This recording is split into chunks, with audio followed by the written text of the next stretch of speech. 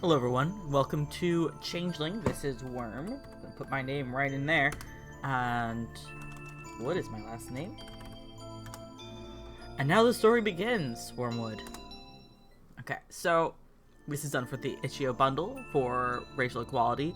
All the funds for that went to the lawyers and the bail bonds and everyone who is helping out with the Black Lives Matter movement that's still going on. I know we're not seeing it in the news anymore, but it is still happening. They actually were able to get $8 million for this, and their goal was only 5. So that's pretty awesome. When I was little, I dreamed of being carried away to a far-off land. It was a recurring dream of flying through the air, surrounded by softly singing voices. Back then, I read book after book of old fairy tales in my grandmother's study, the kind where good children didn't always make it out of the dark swamp unscathed, and sometimes the goblins won. During the day, I would run through the forest by our house and pretend the stories were real. Every tree was a sentinel watching over me, and rustling leaves were the sweet whispers of fairies, coaxing me further and further from the house. Then it all crumbled. The trees and games had to be left behind. Books were left to gather dust on shelves, and dreams were left to fade into memory. Years passed, and all that remained were the distant games and pretend play of childhood. Back then, I didn't know that real fairy tales were darker than anything I could possibly have dreamed up on my own. Okay. Chapter 1. Common Route. Homecoming. Alright. We had nearly reached the new house. What's going on with the hand? I was eager to get out of this cramped car and see the new place. The long road trip wasn't agreeing with me, but I couldn't complain too much. After 5 years in a city I hated, we were finally moving back to Pine Hollow, the place where I grew up. That alone was enough to keep my sanity intact during the tense trip back. Unfortunately, the reason behind the move wasn't fantastic. Grandpa was ill again, and this time was under strict orders to take it easy. And since he had to avoid stress, he needed Dad's help with his business. Of course, he didn't think so, but Grandma was adamant. Get help or retire. So we were on our way back so Dad could take over. In theory, anyway. Not that Grandpa would let him. In any case, Dad wasn't too happy about leaving his current job or our house in the city behind, much less moving back across state lines to our previous home. I was, though. I miss Grandma and Grandpa. I miss the trees and the looming embrace of the mountains that made Pine Hollow feel enclosed and protected. I missed my best friend. What I wouldn't miss was the stifling humidity of the city, the constant smell of hot rubber and car exhaust. Not to mention the lack of stars and the way rain made everything smell like rust instead of warm earth. It wasn't all terrible. The parks were pretty, and being nearer to the water had been fun. School hadn't been awful. I was hardly the loner girl skulking in corners. I'd had friends, and I would miss them, but Allie wasn't just a friend. She was practically family. No one in the city could compare with that, except for when you're gone for a couple of years and then they just turn into some complete stranger. And the city had never felt like home. I smiled slightly at the scenery beyond the car windows, became more and more familiar. My tiredness faded to excitement. This new house isn't that far from the old one, is it? Says Spencer. I'm guessing he's my brother. They're only a few miles apart. This one is in a different neighborhood, though. Well, yeah, it's a few miles apart. Lots of trees, very wooded. I think you two will really like it after we get settled in. Dad said that, but from the look on Spencer's face, I didn't think it was true. Not for him, anyway. Dad pointed to a small forested mountain a few miles ahead. The neighborhood is nestled about right at the foot here, and winds up the slope. It feels rural, but is within walking distance of the town square. I was glad that it didn't look like much development had happened in the years we'd been gone. In fact, it didn't look like much had changed at all. So much forest, I almost forgot what it was like. Looks easy to get lost in. I gave him a sharp look and found him staring at me in that disquieting way he'd picked up over the last few years. He was already trying to start a fight about that. I quickly looked away, unwilling to give him the satisfaction. Another thing I missed was me and Spencer being close. Like everyone seemed to think twins ought to be, but I didn't think that just moving back to Pine Hollow was going to fix that, though. Not with jabs like that aimed at me. Let it go already. No one is going to get lost. And I want you both to give me your word you'll be careful in the forest. I don't want you to have to ban you from hiking. And now Mom was starting too. I slumped back in the seat, watching the kaleidoscope of fall colors slide past. I'd expected that issue to be brought up now that we were moving back, but I hadn't expected to start getting lectured before we even reached the new house. The realtor said there were trails. But you know that probably means animal trails, not actual hiking trails. It can be dangerous if you aren't careful. We're not little kids anymore. There are a lot of coyotes here, and cougars, even bears. There's also a pretty deep ravine in the woods behind the house from what I understand. We just want to make sure everyone stays safe. Now that we're back, we don't want... Jeez, it's been 5 years.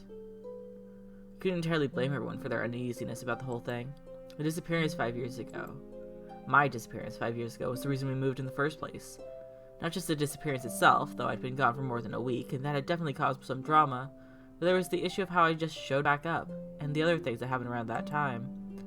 5 years later, my family was still shattered by the repercussions of what happened back then. Of course, I wanted them to move on. Everything back then had been my fault. Not just the drama the family had endured as a whole, but also what had happened to Spencer. Those weren't wounds that I could just heal overnight, not the emotional ones, not the physical ones, and definitely not the ones inflicted on our relationship. And no amount of apologizing had ever helped. Dad turned onto a quiet street that wound its way up into the trees. A few rooftops poked through the foliage. It was a great neighborhood that reminded me a little of where we'd lived before. The sweetness of nostalgia helped wash away some of the lingering bitterness from the previous conversation. I loved the place from the moment we turned onto the street and passed over the trickling creek that vanished into the woods. Down at the foot of the mountain, within walking distance of the houses, was the main street of the town, filled with little shops and restaurants. But the neighborhood, hidden behind a thick wall of trees that curled around the mountainside, felt secluded and quiet. It was beautiful and perfect. Worm, go check the boxes up in your room and make sure they put the right ones there. I'll let you unpack your things first. Then I want you downstairs to help in the kitchen. Spencer, same for you.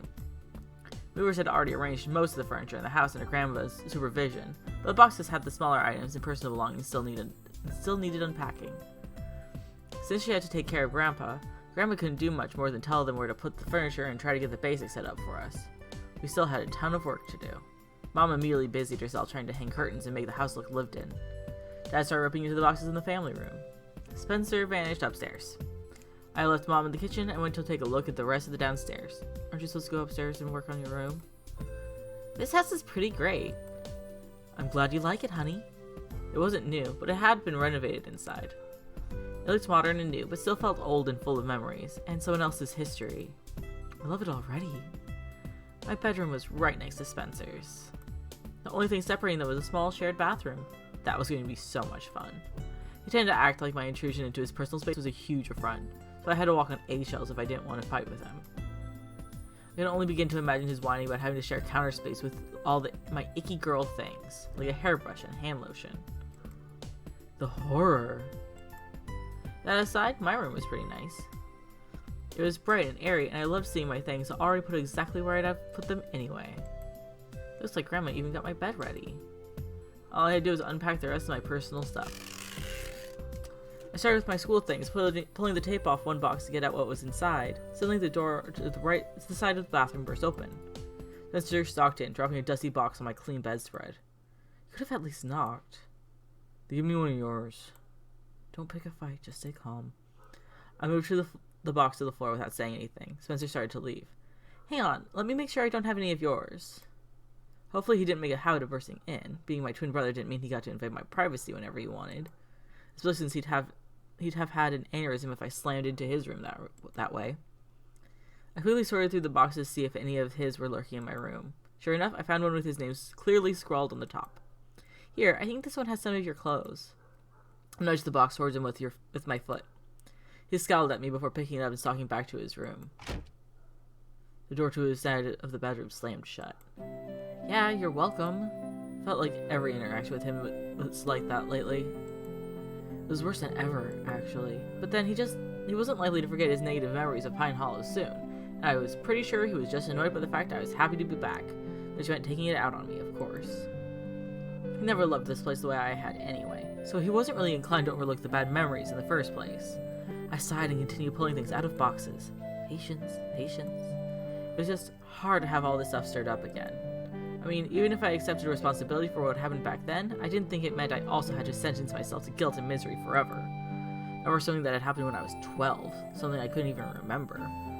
I left my boxes on the floor and went to peer out the window. I pressed my head against the glass, watching the trees sway slightly in the fall breeze. It's probably stupid to say I felt more complete in this town. At a glance, it looked like dozens of others you could find scattered through the area. It was beautiful and sunny sometimes, and others it was really eerie. There were days when the clouds hung low over the mountains, the fog was super thick through the trees, and you could almost imagine it was haunted. The truth was that I felt I'd lost something in this place 5 years ago. Maybe I was only happy to be here because I felt that now I had the chance to get it back. I left the window and went back to unpacking before Mom started yelling at me to come join the battle of unbubble wrapping the kitchenware. In any case, it was being annoyingly sentimental.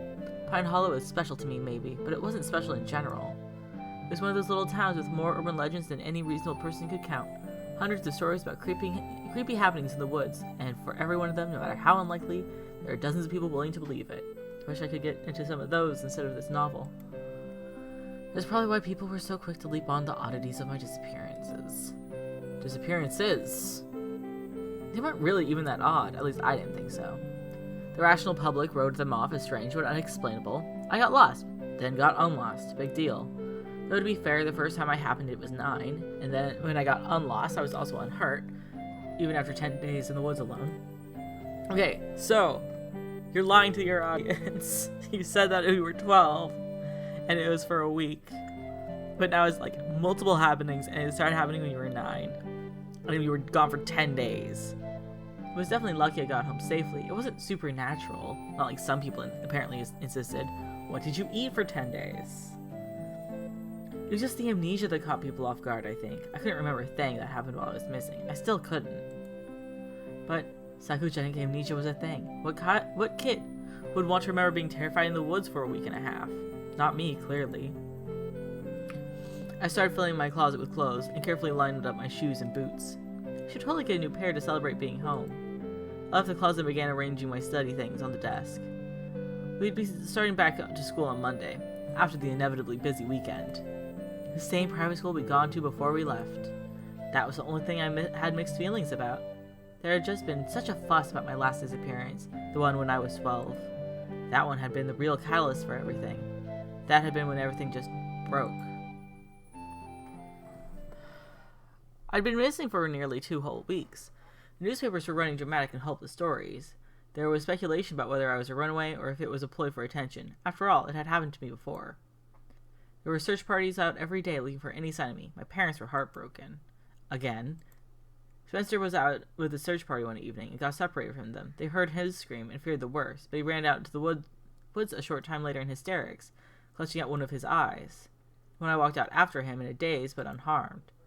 They never found anything wrong with his eye. He lost his vision in it, but no one knew the reason. He was saying a lot of crazy things at the time. No one knew if he'd hit his head or had maybe gotten attacked by a stray cougar. I think they would see that if it was a stray cougar. And again, I didn't remember a thing. There's a lot of public interest in the incident due to the fact that it was the second one involving our family, and me specifically. People loved mysteries, and I had given them one. If I wasn't making it up, and I wasn't, then what sort of trauma could give me amnesia twice? No one could do anything but speculate endlessly. My family tried to just get on with life, but it hadn't been easy, more like impossible. There had just been too much stupid speculation and skepticism. At school, there were rumors that we'd both done the whole thing for attention, and Spencer's injury was fake, that he had a psychotic episode and tried to kill me. It was a mess, and so we just left. Why am I thinking about this again? Maybe because that's what this game is about. I shook off all these old negative thoughts. It was years ago. People had forgotten. Everything was going to be fine. I would very much prefer to have actually been able to play those segments instead of just like, here's what happened. But then again, I'd like to play something. I stacked the empty boxes off to the side. On the opposite side of the room, I set up my painting things. The cabinet for my art supplies was nearby, and I quickly stacked everything else. How are you going to get to the bathroom? The easel is in front of the door. The study room was going to be perfect for painting. It even faced north. I love that they remembered that when they picked this room for me. Worm, are you finished yet? I'm nearly done. Give me a few more minutes. I turned my attention to my small library of old books. I had all the classics, all used and worn and beautiful, and of course there were lots of Shakespeare. It only took a few minutes to get the books on the shelves. I tried to organize them properly tomorrow. Of course, there's a lot of Shakespeare. Of course she paints. Once I was finished unpacking, I gave my room a satisfied once-over before heading downstairs to help Mom unpack the kitchen. What should I do with the boxes in my room? We'll have to figure out the recycling pickup schedule so we can crush them and set them out. For now, just leave them. Okay. Meanwhile, can you set all these out on the back porch? She motioned to a few large empty flower pots near the table. No problem. When you're back, I have a few things for you to take to the basement. Yay! Come on, hurry it up. Aye, Captain. After the stack of pots, I managed to wobble my way to the back door with them. Navigating the door handle was a bit interesting, but I managed to get outside without breaking anything. I set them down near one of the brick columns and looked across the overgrown backyard. Something interesting caught my eye, and I hopped off the porch to investigate. Ooh, are we going to play a game soon? At the back, in a little hollowed-out area near the fence, was a large ring of white mushrooms with round caps. A fairy ring. I smiled as I crouched down and poked one of them. We'd had one in our lad house, too. I have one of those in my parents' house, like, every few months. You get a bunch of them. Dad always had tried everything to get rid of it, but it was very persistent. No matter what he treated it with, it always came back. I wouldn't be happy about it for some reason. I liked having it there. I smiled slightly, remembering playing with Spencer in our previous backyard. We'd play tag, and whoever made it inside the circle first would be safe. Or we'd lay inside and pretend we could see the fairies dancing in the mushroom tops, or playing in the tree branches. I took a long, deep breath. I'm so glad to be back. What are you doing here? I don't know whose voice that is, so I just went like, I'm gonna go with a really terrible Fae one. I sighed and stood, carefully brushing off my jeans. Why does he always have to sound so angry? Oh, that's Spencer? Mom has more work for you to do. You know, if you have time between daydreaming and communing with nature. Is it possible for you to speak to me like I'm a human being? It would if I were sure you were a human being. I hated the way he always said things like that with a completely straight face. Haha, very amusing. I assure you that sisters are indeed human. But this, however, I'm not so sure about. Normally one would assume he had meant it literally, but I could never tell with him. Just get back inside. As he turned away, he snapped a foot out, kicking over a few of the mushrooms. Oh my god, I finally get a choice! Otherwise, I was like, this is just a fucking novel. I'm gonna stay calm. Why do you always have to ruin things just because I liked them? I want to get angry, but then we just fight, and I don't want to fight with him anymore. It took all my self-control to swallow down the irritation. I stared at the broken fairy ring and bit my lower lip. You know, in stories, fairies tend to get pretty ticked off if you mess with their stuff. Yeah, well, in stories, fairies also like to take you away and keep you if you walk into a fairy ring. So, a strange look passed over his face, sort of confused and fearful at once. What the? Because it's a fairy ring? That's what a circular formation of mushrooms is called? Whatever. We stalked back inside, leaving me by the broken fairy ring. I looked down at the crumbled mushrooms lying in broken bits on the grass. They'd grow back. It was stupid to care. I hated seeing something pretty messed up for a stupid reason. I hated that he had to ruin everything, like some kind of creepy assassin of joy. Oh my god. I shoved my hands in my pockets and headed back inside. There's a quiet rustle of dried leaves behind me and I glanced back. There's nothing there. Probably a squirrel or something. Casting one last glance at the fairy ring, I stepped back into the kitchen and prepared for a list of chores to complete before dinner. I was just glad Dad was already talking about ordering pizza instead of trying to cook. That night, I had a vivid dream, and it was the sense I was looking for something and that I had to find my way home. There were tall trees draped in emerald moss and grouping branches that reached to the sun. There was faint singing, childish voices whose words I couldn't make out. It was a dream that left the taste and smell of warm, wet earth in my mouth as I woke. The smell quickly faded and was replaced by that of bacon and eggs as sunlight warmed my eyelids, beckoning me to wake up. Again, she's doing something with her hand. Like, in all these little side pictures. I'm wondering if she's got, like, a nervous tick or something, because she's not holding onto her clothes. Her clothing isn't bunched. It's just there. I rolled over and snuggled deep into my blanket. Mom was already up. I could hear her downstairs talking to Dad as she cooked... Dad, not Dad. As she cooked breakfast. The prickle of sunlight against my eyelids coaxed me out of sleep and warmed my face. Everything's utopian. Worm, I know you want to sleep in, but we still have a lot of unpacking to do. I'm up. Sort of. The last remnants of my dream faded as I stared out of bed and into my closet to rummage for something to wear. It was a dream I'd had many times, though not for a while. That sense of having to get home, I assumed it was a dream from when I'd gotten lost in the woods. From when I'd gotten spirited away, as my grandmother always called it. Being back must have been dredging up some of the old feelings from back then. My eyes towards my half-open curtains. It looks a bit chilly this morning. I should probably find something warm. Do I get to choose, or is this just going to be more book stuff? This far north, it always felt like summer simply stopped abruptly, giving way to instant autumn. Yesterday when we had arrived, it had been sunny with a hint of chill, but I was betting the mornings were pretty cold. Hey, Mom says to stop fooling around and get your butt downstairs. I nearly jumped out of my skin when we just walked into my room. What if she was naked, dude? In response, I snatched a stray sock and threw it his way. I'm getting dressed, you creep! And shut the door! Fine! Marshall crossed the room, just slammed the door in Spencer's face. Okay, so nope, I still don't get any choices. I threw my clothes on and wrinkled my curly hair. Curly hair! Curly hair! I'm sorry. I have been suffering from curly hair my entire life. That is perfect wave. That is idyllic wave. That is Clairol model hair. Not exactly the height of stylishness, but we still had unpacking to do. And Mom could be a slave driver. Yes, this white woman to you, another white woman is a slave driver. Function over fashion or whatever. I got downstairs in time to see Mom setting out the plates. First breakfast in the new house. Wow, you really went all out. Bacon, eggs, even pancakes, and glorious, glorious coffee. Dad walked by munching on something and Mom scowled at him. Sit at the table if you want to eat. Too busy.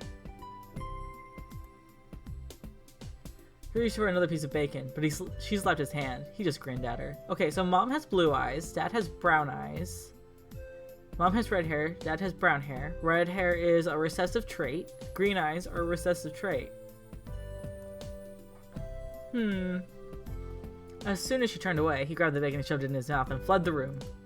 I rolled my eyes at them, but was about to sit when Mom yanked my breakfast away ruthlessly. What? She pointed at several garbage bags in a box by the door. Uh-oh. You said you'd take them out last night and didn't. The bags go to the bins out front, and the box goes to the tool shed out back. Both of them, before breakfast. Mom, I'm hungry. I crave sustenance. I crave minerals. I made sad whining noises and pawed at her for my plate. You're 17. She wasn't buying it. Spencer swung by the table and took my plate out of her hand, snatching a slice of bacon off it and shoving it in his mouth. Like father, like son. Thanks, Mom. Looks delicious. That's mine, just so you know. Well, it's gonna be cold by the time you get back. He sailed past me, holding the plate just out of reach. There's plenty of food. Take the trash out, then you can eat. You're so mean. All of you. It was useless to argue. I already knew that. I sighed and trudged to the door, fumbling with a pair of flip-flops there before picking my poison and heading out. Take the bins to the front. I hope you know that this is cruel and unusual punishment. What? It's not punishment, just fulfilling obligations. Cruel. I barely got the last word in before the damn door slammed shut. She was big about obligations and responsibilities, but considering that Dad was much worse, I probably shouldn't complain. I headed down the short drive to where the jumbled bins were sitting just behind the mailboxes. It was a gorgeous, crisp fall morning. Chilly but invigorating. Every day here is heavenly. It was a real shame I was going to spend it cleaning and packing when I could be contacting Allie to hang out. We hadn't seen each other in 5 years, so I was really looking forward to catching up. I just hoped I'd at least have time to call her later in the day.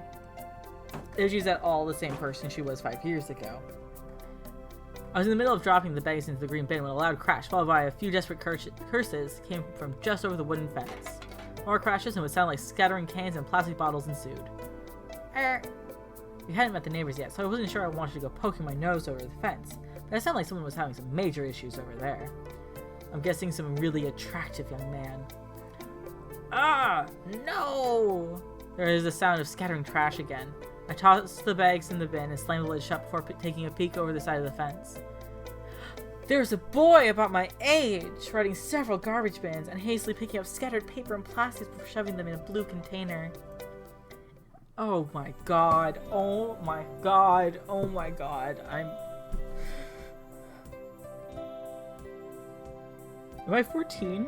I know the character is 17, but I feel like I should be 14 playing this. Like, oh my god. Here's this beautiful goth boy next door. Ooh. Need a hand? Ugh! I'd clearly started him. In a rather spectacular display, he jumped nearly a foot in the air and somehow ended up on his butt on the ground. He stared out at me with pale green eyes. Okay, weird eyes. Not really, but okay. He jumped to his feet, snatching a plastic bottle off the grass as he did so. No, I got it. Just gotta pick everything up. He dropped the bottle in the recycling bin, giving me an embarrassed smile. They sort of attacked when I was bringing the trash out. Fair enough. I've waged epic battles with many a trash bin myself. You both sound like you're 40. They're a terrible enemy, to be sure. Oh yes, especially the blue ones. Have to watch out for those. They get me every time. No one talks like this. We both laughed awkwardly. So, you're one of the new neighbors? Guilty as charged. I'm not quite charitable enough to take trash out for complete strangers on a Saturday morning. Nice. He gave me a quick look up and down, then immediately turned red again and rubbed the back of his neck as he bent to pick up more of the scattered trash. Immediate attraction. I mean, you know, it's nice to have someone my age move in instead of just weird old people or something. Okay, he seemed nice. The purple hair was cool. I didn't mind the piercings either. He's got his ears pierced. That's not that much. I grinned slightly. Yeah, no weird old people over here. Oh, by the way, I'm Elliot. I'm Worm. Cool, Worm. I'll totally remember that. Worm. He murmured my name to himself a few times, as if trying to memorize it. It's pretty memorable. It's Worm. So, awkward silence descended. Introductions were always so weird. Where are you guys moving from? Oh, just out of state. We used to live here for a few years ago and just came back because my grandfather's sick. Sorry to hear that. Well, he's a bit better than he was, so it's okay, but he just wanted to be closer to him because of it. Makes sense. He gave me a sidelong look. So, starting school here soon then. I mean, you're still in high school, right? You just assumed that they were the same age, so that makes sense. For another year. I'm a senior. Cool, same here. My brother's a senior too. Oh, so you're like twins or something? Yeah, lucky for you. I'm the nice one though. So your brother's the evil one? Sadly, yes. Spencer is evil. No one talks like this. Oh, cool. Well, I mean, it's not cool that your brother is evil, but it's cool that I lucked out and met the good twin. I have a stepsister. She's also kind of evil. Ooh, an evil stepsister. That's pretty classic. Between you and me, we could probably make sure they never meet. The world would definitely be in peril. I bent down behind one of the bins to pick up some of the things he hadn't grabbed yet, smiling slightly. Oh, you don't have to do that. Does he have fangs that he's hiding? I don't mind. I liked him. He had a cute smile. Hey, Mosey! I heard the voice and decided to pop my head up and see who was talking. Bad idea. Watch out! I barely even saw the football coming before it bounced off my head. Holy... what? I was pretty sure I actually saw stars. My legs buckled and I immediately felt Elliot grab me around the waist to keep me standing. We fell into the perfect romance novel cover. Whoa, oh god, are you okay? His voice was right next to my ear. I could feel his breath ghosting across my cheek. Rapid footsteps sounded across my yard. Oh no, another hot person! I'm so sorry. I didn't realize there was anyone else over here. No, it's okay. I've always wondered what it'd be like to have my brain knocked loose. It's quite freeing. No one talks like this! That's quite an arm you have. The new guy laughed awkwardly. I am so sorry. Are you okay? Should we help you inside?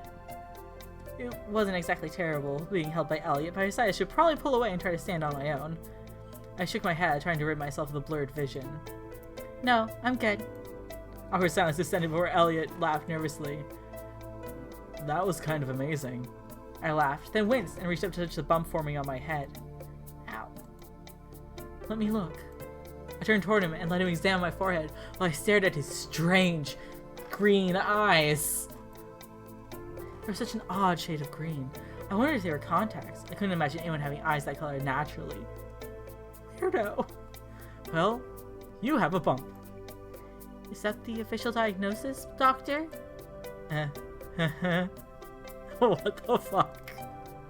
You should go put some ice on it. Man, I am so sorry. I feel terrible. It's fine, really. Blame it on my utterly bad timing if you want. I'm Danny, by the way. King of terrible first impressions.